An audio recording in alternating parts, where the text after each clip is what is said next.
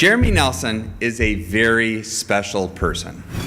Jeremy is an alumnus of the University of Michigan and of the A2Y Leadership Ann Arbor program, but most importantly, Jeremy and his wife Carrie were married at the Michigan Theater.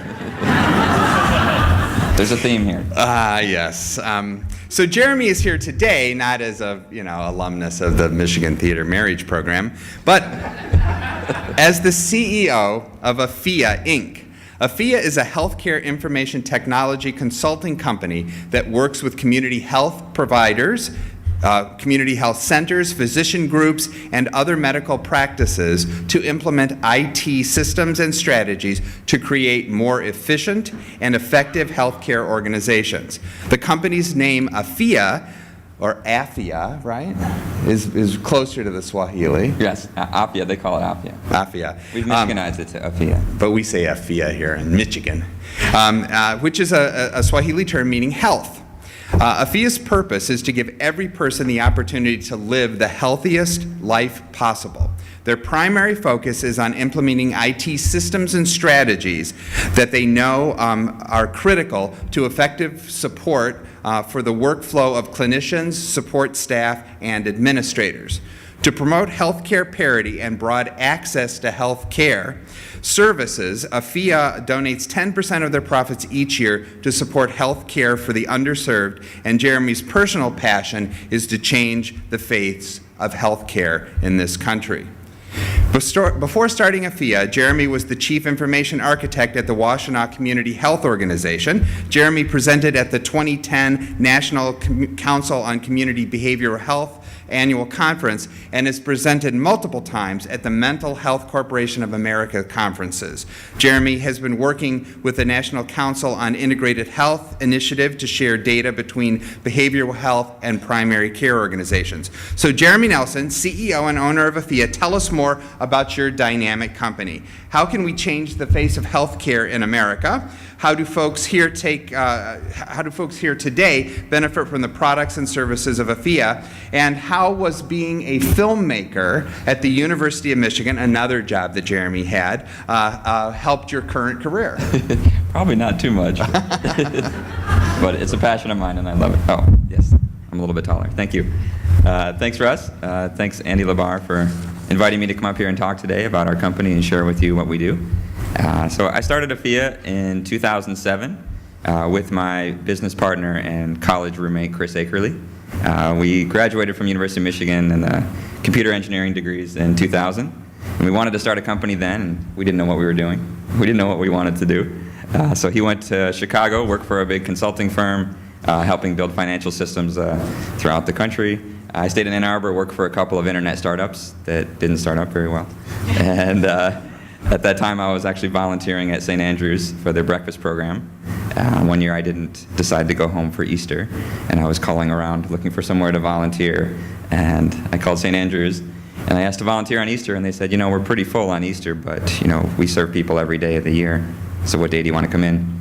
And I started going every Tuesday for about 2 years, and through that process, I met Kathleen Reynolds, who was the executive director of the Washtenaw Community Health Organization. Mm-hmm. And that's when I began my endeavor within the community health system, and I became their IT director for about 6 years and helped them implement a multi-county-wide electronic medical record system and began the foundation for the company AFIA that we started.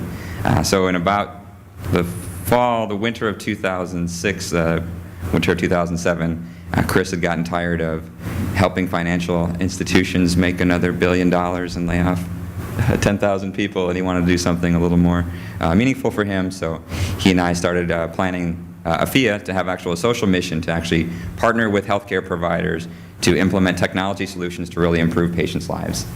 So in the fall of 2007, we began the process and filed the paperwork and started AFIA.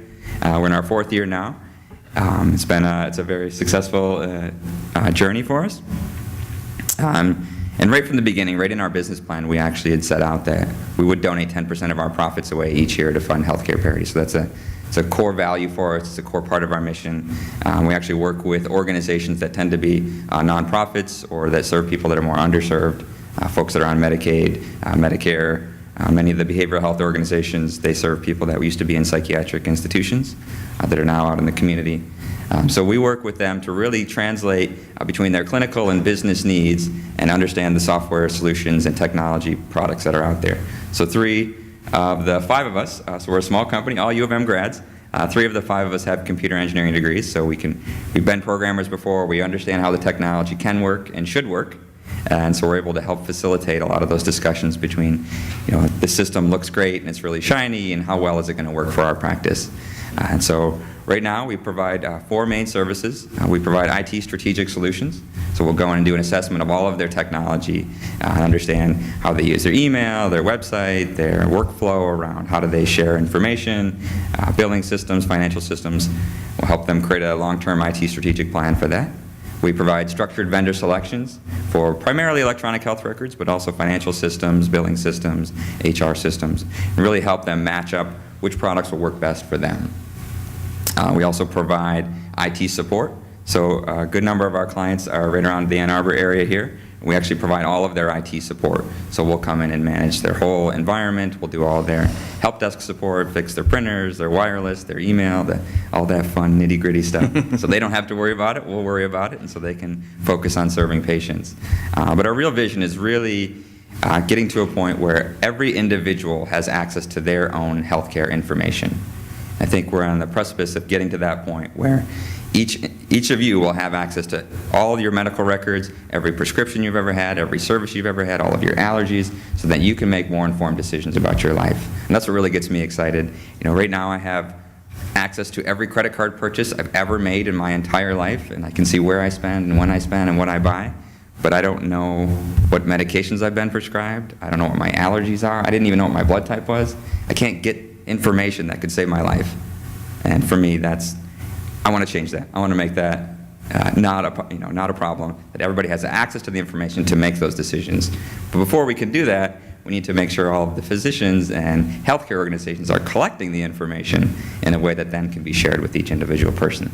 So we're in the process now of helping all of those organizations get up to speed where they're capturing information electronically, storing it, and then being able to share it.